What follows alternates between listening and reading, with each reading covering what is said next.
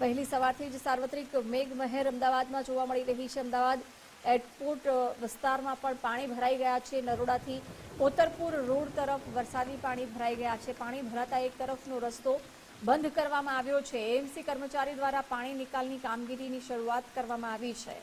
ઠેર ઠેર પાણી ભરાવવામાં આવ્યા હતા, જેના કારણે તંત્ર પણ હવે કામે લાગ્યું છે। એએમસી કર્મચારી દ્વારા પાણી નિકાલ કરવાની કામગીરીની શરૂઆત કરવામાં આવી છે। નરોડાથી કોતરપુર રોડ પર વરસાદી પાણી ભરાયા હતા। પાણી ભરાતા એક તરફનો રસ્તો બંધ કરવામાં આવ્યો છે। જોકે અત્યારે પાણી નિકાલની વ્યવસ્થા અમદાવાદમાં વહેલી સવારથી વરસાદ છે મન મૂકીને વરસી રહ્યો છે, ત્યારે પૂર્વ વિસ્તારની અંદર અનેક વિસ્તારો એવા છે કે જ્યાં પાણી ભરાવાની સમસ્યાઓ જે છે સામે આવી છે।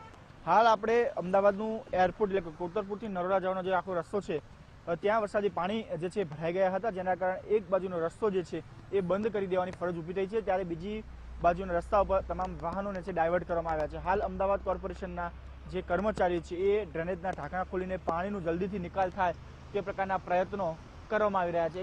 એક બાજુ રવિવારની રજા, ત્યારે 50થી વધારે સ્ટાફ જે છે રજા ઉપર હોય તે પ્રકારનું સ્પષ્ટપણે જોવા મળ્યું છે, કારણ કે અમદાવાદના પૂર્વ વિસ્તારના અનેક વિસ્તારો એવા છે કે જ્યાં રોડ ઉપર હજુ પણ પાણી ભરાયેલા છે। વહેલી સવારથી જ અમદાવાદ શહેરની અંદર સાર્વત્રિક વરસાદ જે છે વરસી રહ્યો છે, ભારે પવન સાથે પણ વરસાદ વરસી રહ્યો છે, અને જેમાં સૌથી વધુ જે પૂર્વ વિસ્તાર છે કે જ્યાં 2.5 ઇંચથી પણ વધારે વરસાદ જે છે વરસ્યો હતો।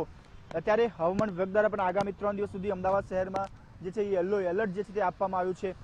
સાથે જ હવામાન વિભાગ દ્વારા પણ એક સાથે ગુજરાતમાં 3 જે સિસ્ટમ જે સક્રિય થઈ છે, જેના કારણે આગામી 3 દિવસ સુધી પણ ભારેથી અતિ ભારે વરસાદની જે છે આગાહી આપવામાં આવી છે।